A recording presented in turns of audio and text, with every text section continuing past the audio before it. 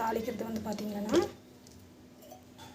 So oil வந்து போடணும். Oil போட்டு ஆயில் நல்லா காய்க்கும். காய்ஞ்சிருக்கு கடுகு, சீரகம், கருவேப்பிலை, காஞ்சி மிளகா.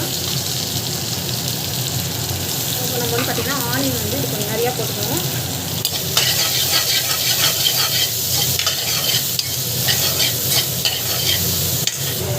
பார்த்திங்கன்னா காரப்பருப்பு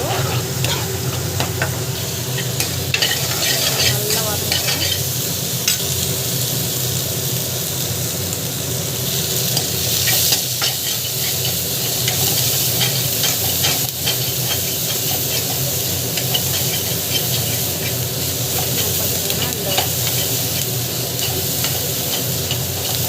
நல்லா வந்து இது வதக்கிக்கணும்.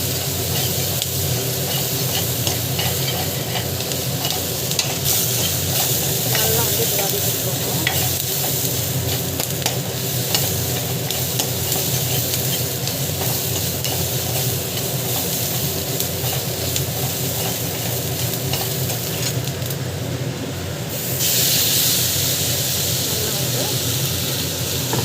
ஜஸ்ட் வந்து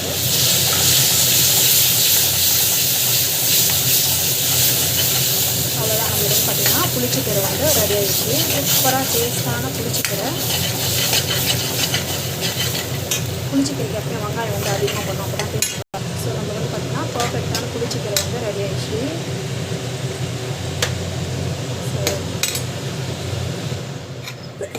இந்த மெத்தடில் வந்து ட்ரை பண்ணி பாருங்கள். ஸோ கண்டிப்பாக சூப்பராக டேஸ்ட் எம்மியாக நல்லாயிருக்கும். தேங்க்யூ.